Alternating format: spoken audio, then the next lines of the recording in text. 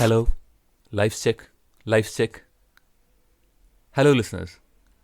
This is another episode of Fortnightly, where Vishnu Menon and I discuss the recent events in the world and in our life. Without further ado, let's get started. Menon, welcome. Yep, How are you doing? You I'm all doing right? good. So I had an intervention recently. So when we use a web browser, and the web browser Right. usually collects cookies, right? But Yeah. that doesn't happen in the UK. In the UK, they collect biscuits. Ah. Yeah. So I recently figured this out. Nice one. If we are going that line of poor jokes, I'll start with the etymology for the word orangutan, Ah. which is a ginger mammal which you see in Southeast Asia and some parts of Europe. No, by ginger mammal, do you mean Prince Harry? No. Let's not go into that rabbit hole. okay. We are sticking with orangutan Alright. now. So it's since it's a Malayali name Orangutan, which became Orangutans and later anglicized without our permission to orangutan. Of course, it's a lie. I mean, this is absolutely false. Don't take this to your grave. Anyway, that's a good start to the episode. First, do you want to talk about the Banshee of Inisherin then? Nope. I haven't actually finished watching the movie, but I really like. Oh, I've seen it. I've seen it. But I really like what I mean. I wanted to talk about this in a very. I mean, even before you mentioned, something about this movie, right? I really wanted to talk about male friendships and how it's so different to I think what women share or what a man and a woman share as a friendship. Like just this, there's something so weird about a male friendship, right? That I don't ever think anybody would understand. And this movie, I think, covers a lot of it. So I'm excited to watch this. But what are your initial or what are your takes on it? Like, don't try to spoil it for people, or don't even try to spoil it for me. Actually, I don't care about the people per se. But without spoiling it, what do you think about the movie? I mean, obviously, if you have seen the trailer, then you know that it's about, like you mentioned it's about two friends in an island in the coast of Ireland where there is no much connection to the civilization. Also, this is happening in the time period right after the World War or something, the First World War. 1923. And 1923. yeah. So it's quite a difficult time for them because I mean there is some civil conflicts going on, and they are obviously isolated in this island. I mean they're born and brought up there, so it's their home, and there are these two men who were friends for lifetime, but then on a one fine day, the elderly person in that decides to not be friend with the other person. So it's like, I don't want to be your friend from this day onwards. Cheery bye. Yep. And then and the story picks up from there. The reason why he doesn't want to be friend with the Hey, other don't guy, tell all as this. that's Don't mentioned in the don't trailer. tell all of this. I'm not going to tell that anyway. Obviously, it's up to you to watch. And obviously, it's been nominated for all the big awards, and I hope it wins. So essentially, it's the comedy which is quite dark, as in it's something unusual that you don't see in films, even if it's comedy films, right? So, and the setting, because it's the coast of Ireland, it's damp, it's absolutely brass all the time. It's cold and then dark. So the setting is set in such a way that you can feel it while you're watching it. You might feel that you are kind of locked into that island. And there is obviously way out, as in there is a boat which goes to mainland and whatnot. But the point is they are rooted there and they have their animals and the fields and farms and whatnot. So that's their life. And then there are less number of people, maybe 30-50 in the entire island. So losing a friend is a big deal. Yeah. And how the guy is coping with that and what the other friend wants to do is the theme of it. Yeah. And like you said, male friendship it's much more of banter, isn't it? You need to make fun of each other. Yeah. I don't know if that's the same for female friendship. It's just you have to poke fun at each other, otherwise it's not, friendship when, if it's in a male Quite true. gender. Quite true. But well, Yeah. talking about losing friendships and losing a friend in 1923 and living in a country with just animals and all of that, have you seen what's happening to Pakistan? No. They're in the midst of the perfect storm, right? So they've been having a tough time from the past. I mean, it actually started way before the COVID era in itself, because their economy was doing pretty bad. But what happened? So of course, the pandemic did have a devastating effect on Pakistan, but it was managed fairly well. Um, but what happened after that was it had this crazy flood that it hadn't seen in like 150 years or something of that sort, right? And it kind of ruined so many things for so many millions of people, to the point where they don't have grain, they don't have food grain anymore.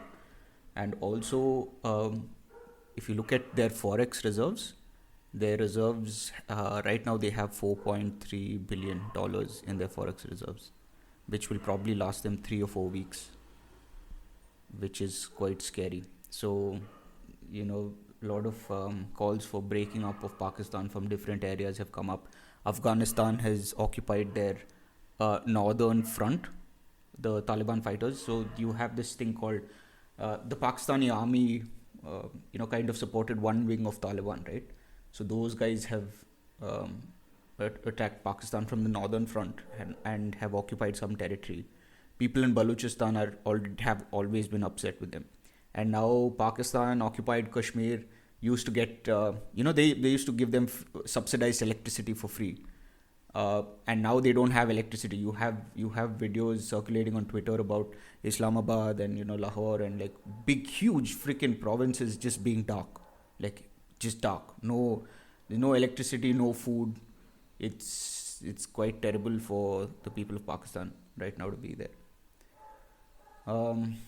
And India, of course, because of the very bad relationship that they've had with India, I don't think India, I don't know actually, as of the day that we're recording, maybe my ignorance, I don't know if we've given them food supplies or anything of that sort. China was not willing to help them monetarily. They asked for $8 billion from the IMF as a loan for immediate relief. The IMF rejected that offer too. So right now, and none of the Islamic republics that they thought they were, they were allies, they aren't helping either. So Saudi isn't helping them, UAE isn't helping them. All this while, Saudi Arabia is investing something like 170 billion in India. Pakistan's just being like, I would just invest 7 billion rah, and then Saudi is like, take out, like, it's just crazy, man. But it's quite sad for whatever is happening. Oh yeah, indeed. I mean, see, the floods happened last year, didn't they? Yeah, but I mean, it was one of those unusual things, and yes, I mean, we discussed this in our climate change episode as well. That's somewhat related, and then it has to do with their canal system and everything, and we have seen that footages and photographs of how everything was underwater. Quite sad though, to be honest. It's quite sad, but considering that it was part of India 75 years ago, whatever. Yeah. Obviously, the West is eager to help Ukraine with more tanks and whatnot. I mean, I really don't know. I mean, everyone is supporting war in a way. It's just that's the worst thing to have war. To have people come back without arms and limbs and just not come back at all. And you just think from each perspective, right? For example, if you're a child and then say your parents are going into war and then they don't come back, then that's a difficult thing. If you are a parent and then say your son or daughter is going to the war, it's all, I mean, it's the most simplest thing not to have a war and then get on with it. But I suppose the world won't survive because they have to sell arms and ammunition. At least show off by providing, the charity that they're providing these days are tanks. which Yeah. is And you know, very incidentally, I was just looking through random colleges and all of that. Okay, and so I went into the University of Massachusetts Amherst, their website or their webpage, and so you know how all of these Western universities have that Latin motto, right? So the motto of yeah. the University of Massachusetts is something. So I don't know how this is in actual Latin, but it's something like "Ense petit placidam sub libertat quietem" or something of that sort. The English translation means "By the sword we seek peace, but peace only under liberty." And I'm like, that's a strange motto to have for a university. Like, like I don't know, man. Like Glasgow had some verse from the Bible about truth, you know, something of that sort. Yeah, but this Massachusetts, I don't know what they were going with, the sword and peace and all of that. But anyway, yeah. But I was just saying that paradox where you were talking about, no, everybody just wants war, and I don't know. Yeah. Hmm. Which is sad though. Anyway, I hope everything gets better soon. Yeah, like let me state that as someone who believes in diplomacy, a stable Pakistan is actually good for India. An unstable Pakistan is quite bad for India because you know, you never know what they're gonna do with multiple groups breaking Right, up, and they're also like a nuclear armed nation. So Yeah. yeah, but I don't know how to normalize it though. I am not in any way suggesting that we need to resume trade and all of that, but then I think we need to resume diplomatic channels. We need to keep those always open, is what I think. Moving, what I mean, I was reading a lot of Barry Goldwater, like I told you about again, a lot of conservative philosophy. This I was doing as a prelude to our upcoming episode that's under the wraps, which is called Political Ideologies. But yeah, a lot of metaphysical thinking that'll like, but you know, to the point where I initially started off thinking that, oh, I'll be able to sum this up, sum that up, but then each and every point just leads you to another rabbit hole, and then before you know it, you've lost the you've lost the forest for the tree. So yeah, moving on. Did you hear Yeah. news about what's happening in the Indian stock market with the Adani and all of that? Yeah, I mean, it's quite crazy, isn't Yeah. it? And the story with the IPO. What I did mean, you what do tell what us did about you it. no what did you hear about? What are your thoughts first? Like, I mean, mine's gonna be the boring. No, I didn't really form any opinions around Okay. it. I'm still reading Yeah. news, and then I mean, there is this hypothesis where a Western agenda uh, put a stop towards Indian companies and firms. I'm not sure how it goes, but yeah, you're the expert. Go on. No, so see, that's one side of it, right? See, it's I don't subscribe to this idea of victimhood. As far as the attack is done through a legitimate process. Look, I mean, that's probably the order of life, I suppose. When you're doing well, someone's going to bring you down. At least they're going to try. So it's all about how you fight it off. So what this company, the US-based hedge fund, I don't know if we've got to name them and stuff like that. I don't want any litigation in our podcast even before we start. But so what this US-based firm does is that it specializes in short selling. So short selling is a very acceptable art within the financial sector, where what you do is you do a deep level of research and find an area or a company or a sector which is highly overvalued, where people are just super optimistic and they don't know why they're optimistic about it, right? And you pick such a sector, and then for listeners who, I mean, I don't know if I have to do a separate small episode on what short selling is, but the idea basically is that you, like, let me just tell it in a very, very layman way of understanding short selling in like 60 seconds. Now, let's say you expect sugar prices to fall down, to go down. Today you're buying it for, right now the sugar price is 30 rupees a kilo. You expect it to fall to 25 rupees a kilo, simply because you've heard news that, oh, a lot more sugar cane is being grown in India. India had a great monsoon. So what you will do is you will borrow as much as sugar that you can at 30 rupees, right? And as soon as the market hits 25, you will give back that same kilos of sugar that you've borrowed at 25. And in that 5 rupees is the profit that you make. That's the arbitrage that you make between that sale. So that's, in a nutshell, what short selling is. So it's a legitimate, accepted way in the stock market to go through a short selling thing. But what can also happen sometimes is that the short selling news, or in itself, if it comes from a very established source, can lead to herd behavior there as well, where people start dumping their stock simply because they heard one negative news about it, and then people in large start dumping it, which will eventually drive price down. So it's basically creating a narrative, and then working on it, and which is in the interest of the short seller. That's why the short seller releases the report. So it will release that, we found discrepancies in the company's governance mechanism or whatever it is, and then naturally those will create a negative narrative, a negative perception, and people want nothing to do with it, and then start selling it, which works in the favor of a short seller. But to me, when I look at the Adani not Adani, sorry. When we look at this business of this Indian business which got shorted recently, the fundamentals look quite good, in my opinion. When I say the fundamentals look good, not of the entire group, but the certain companies that they hold. For instance, their the port that they have, again, not taking names and stuff, they have a port business, they have an energy business, they have infrastructure as far as roads and all of that is concerned. See, that's not going anywhere, right? And they've even recently signed they've made a MOU with Israel, which allows them a port in the Suez Canal.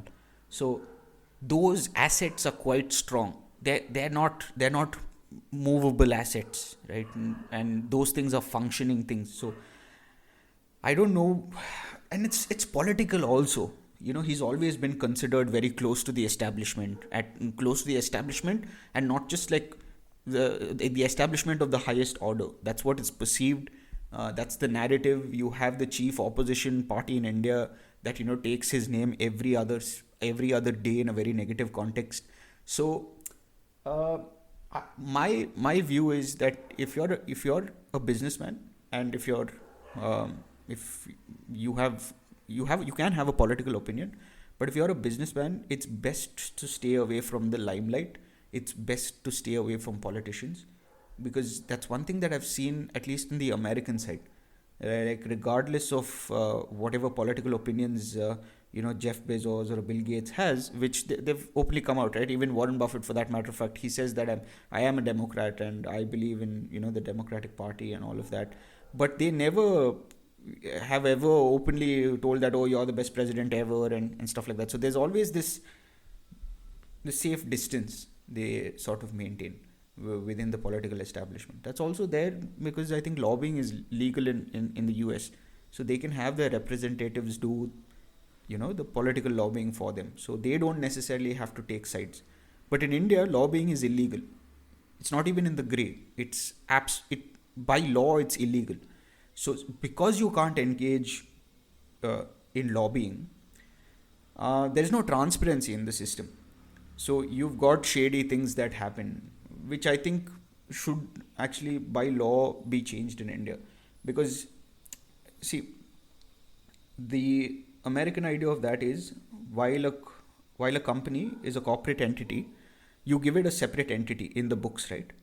So that entity also is like any other entity in India, can have a political idea. So a company can favor a particular political party because that particular party has policies or makes policies which is in the interest of the company, just like any other voter. So that makes lobbying legal there. But I don't know, man. It's not like the best system there as well, because lobbying has caused a lot of trouble in the US. But these are those gaps in democratic countries, right? There are gaps within these institutions, and so you either aim to fill it legally or you do it illegally. It's the same thing with just to show that gap in the institution. This is totally not related to the short selling and the thing that the Adani fiasco that we're talking about. But if you look at India's Supreme Court versus the US Supreme Court, the India's Supreme Court, there's no transparency at all. The collegium system, you don't even know when the collegium meets, you don't know what they discuss, you don't know whom they elevate. It's a closed process that the judges make with their discretion, and they need not provide any any backing as to why they made the decision that they made. But in the US, it's out in the open. There are conservative judges, there are liberal judges, there are progressive judges. So at any given time how the Supreme Court is going to favor a particular decision. It's not perfect, but it's at least out in the open. So the people know what everybody's stand is. But I don't know, man. It's quite crazy. So stock market, it's generally lacking optimism at the moment, isn't it? For the Indian markets, going down a bit. For the Indian markets, it just started with the Adani thing. But until the pre-Adani thing, the Indian stock markets were doing very well. In fact, when the entire global stock market was not doing well, including the American markets, Indian markets were actually surging. Day on day was actually going up. It was doing very well. That's true. Only until recently it has the last 2 started weeks, plummeting yes. a bit. So the reason of this fear is that, look, okay, let's be honest also, right? As far as these big conglomerates in India are concerned, or when you look at the Indian landscape for business, it's only in the last, let's say, 7 years that you have laws that have put transparency in order. You didn't have a bankruptcy code until 2019 in India. You couldn't file bankruptcy, and you had a lot of red tape. So any business deal that is done with the government would always raise questions. And I personally, this is just my personal opinion, I don't think many big infrastructure projects anywhere in the world, in any country, can happen without some form of corruption. I don't think there exists a project where there has been zero corruption. Somewhere someone is bought off. It can either, so I'm not saying that it's at the level of the state. I'm saying that if you even need to acquire land for for building a huge infrastructure project, you've got to eventually buy it off a farmer or something of that sort, right? And that might not necessarily be in the most white deal ever. So I believe that this whole zero corruption, zero tolerance in such huge projects is impossible. But now the question is that a structural problem, and how deep is that corruption? So recently in Karnataka, we had the Union of Contractors writing to the Prime Minister saying 40% is what the government, the state has been asking as bribes. It's an allegation, of course. Allegedly, 40% is what they've been asking. So if it's that, then it's a serious structural problem.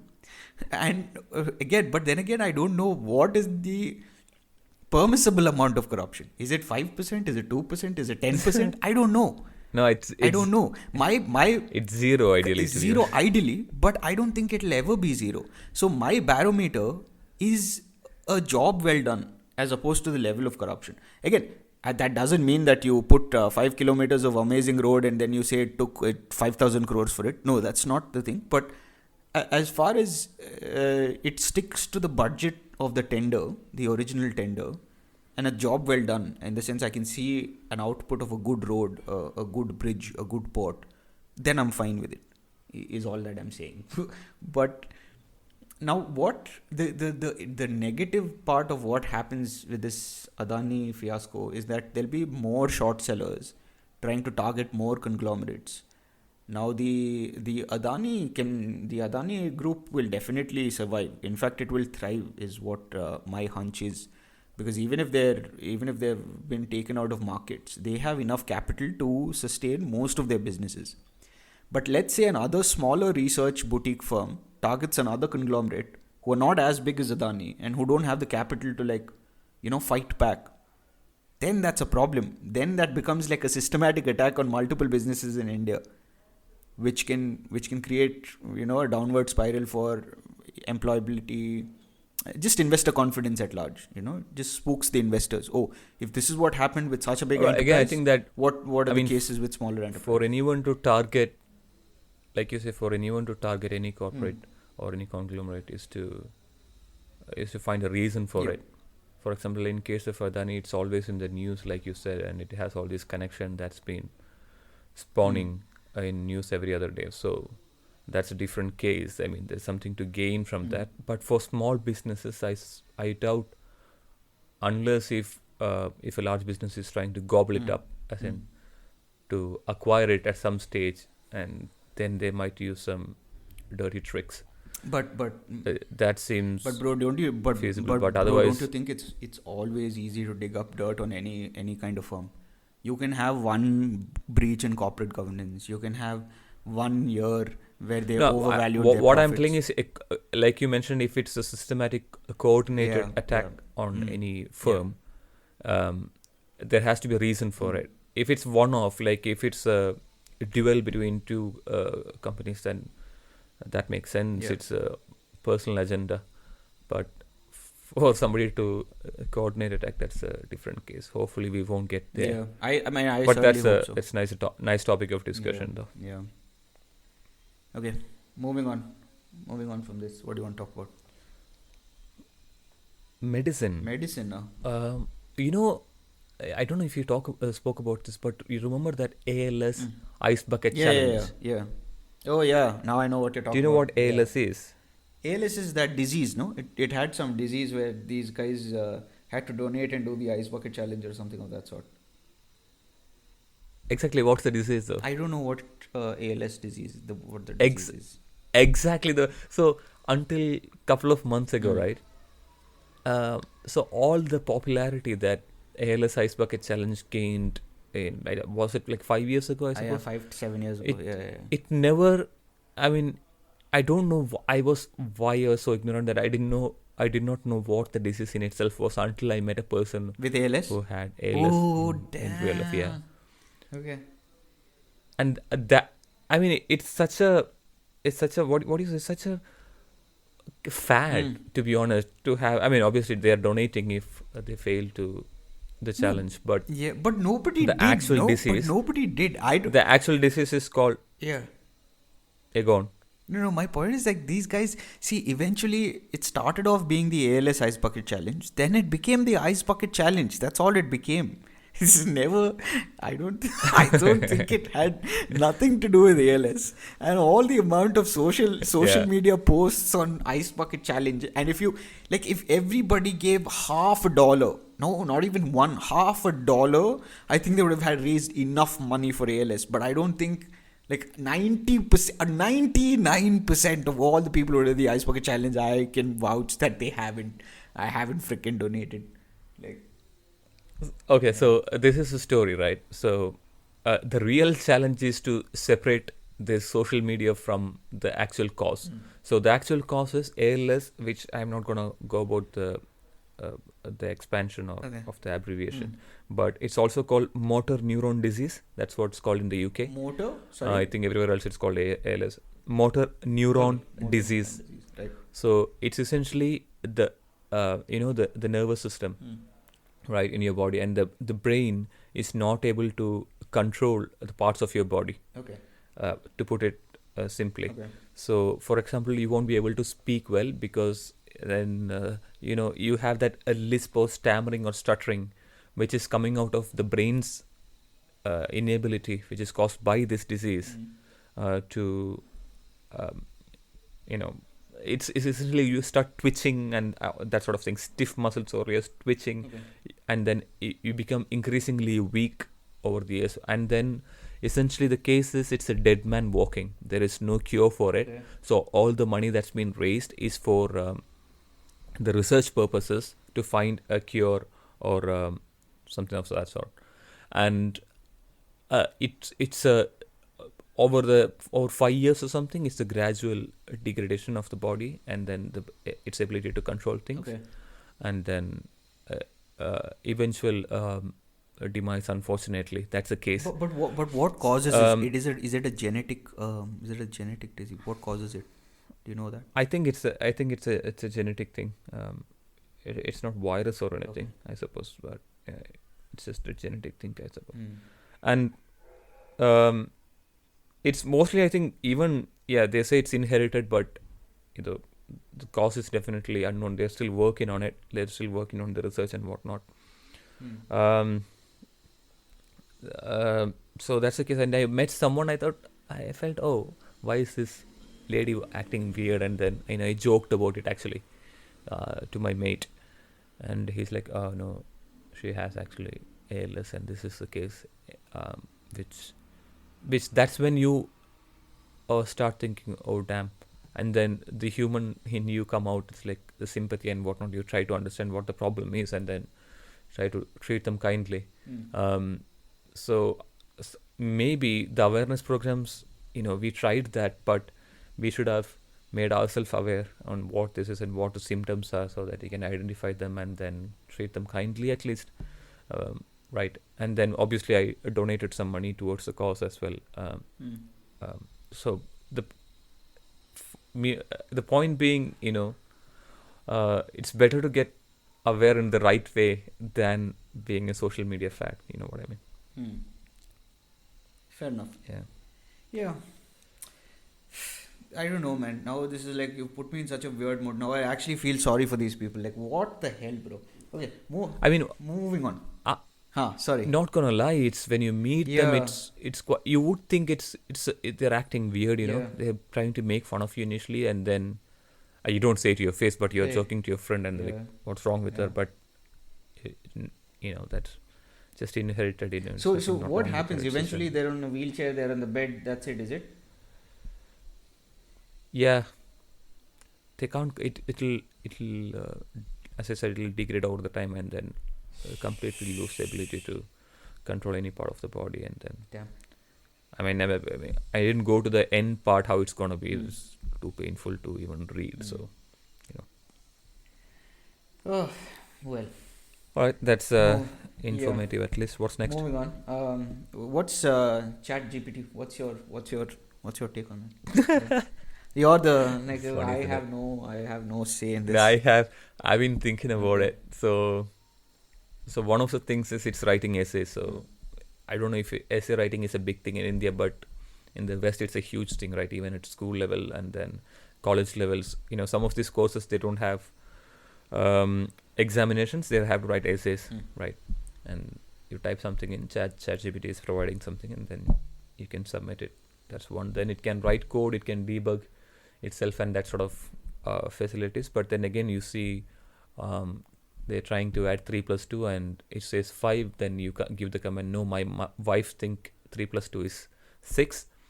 ChatGPT would go, no, it's 5. And you like, I'm pretty sure my wife is never wrong. And ChatGPT, oh, I'm sorry, it's actually 3 plus 2 is 6, right? So that sort of thing. So it's essentially, I don't know if you know about this learning. It's supervised learning and unsupervised learning. I don't know about this. What is this?